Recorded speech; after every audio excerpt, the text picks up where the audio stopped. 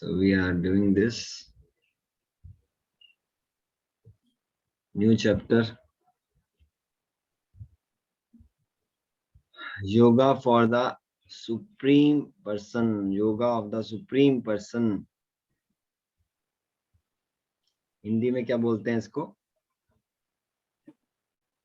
पुरुषोत्तम योग प्रभु। पुरुषोत्तम योग। बहुत इंपॉर्टेंट चैप्टर है पुरुषोत्तम योग। इस चैप्टर में पूरा इस मटेरियल वर्ल्ड की नेचर के बारे में बताया गया है। क्योंकि इस जगत में जहाँ पर हम इतने बंधे हुए हैं, इस कलमश में जिसमें हम फंसे हुए हैं, वो सारे मटेरियल वर्ल्ड की नेचर के बारे में बताया गया है। तो अगर इससे हमें निकलना है, इस कलमश से हमें बाहर निकलना है, इस झंझट से हमें बाहर निकलना है, तो इस चैप्टर को समझना बहुत इम्पोर्टेंट है। तो वो मटेरियलिस्टिक वर्ल्ड से बाहर निकलने के लिए हमें मटेरियलिस्टिक वर्ल्ड की नेचर को समझना होता है। तो we can develop this pessimistic nature from this world. This behavior we have to develop, the pessimistic behavior from this world. बेटा So we'll start. Shri Bhagavan Uvacha Urdhvamulam Adhashakam Ashwattam Prahuravjayam Chandamsi Yasya Paranani Yastam Vedasa Vedavid. पहला श्लोक ही बहुत important, very important verse of first verse only. इसमें क्या बता रहे हैं?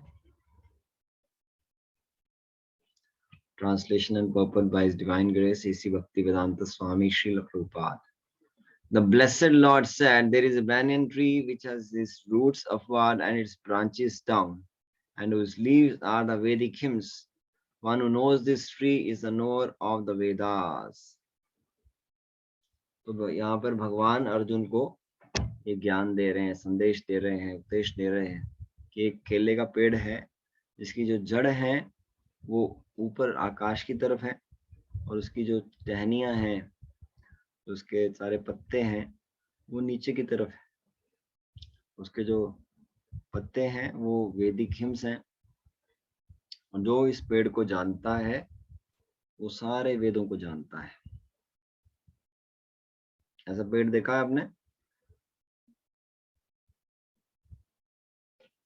Have you seen like this kind of? Photos में देखा जाता है। बैनियन ट्री प्रभु जी। banyan tree. बरगद का पेड़ होता है ना? बरगद नहीं होता है। ये banyan tree है। banyan बरगद tree का पेड़ प्रभु जी। का अलग होता है, banyan tree की बात हो रही है। banyan tree देखे तो बहुत ज्यादा वो entangled होता है, बहुत ज्यादा entangled होता है ना। तो ये अलग तरह का पेड़ है, मटेरियलिस्टिक वर्ल्ड का पेड़। इसकी जड़ें ऊपर हैं, पत्ते वैदिक हिम्स हैं, और सारी शाखाएं ऊपर नीचे की तरफ हैं। तो इस तरह का पेड़ है। Purport by Srila Prabhupada. After the discussion of the importance of Bhakti Yoga, one may question, what about the Vedas? It is explained in this chapter that the purpose of Vedic study is to understand Krishna. Therefore, one who is in Krishna consciousness, who is engaged in the devotional service, already knows the Vedas.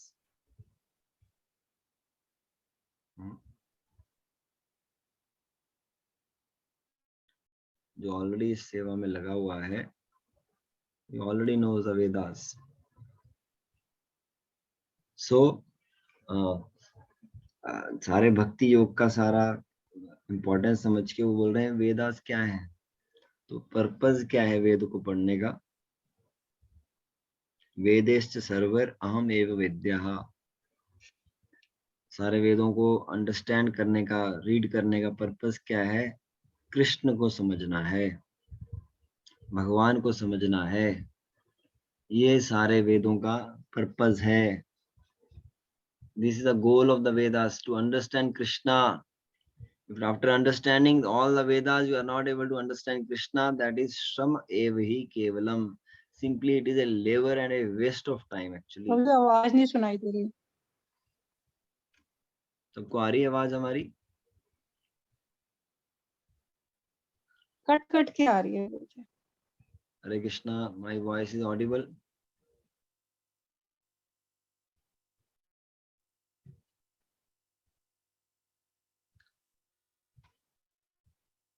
Yes Prabhu ji.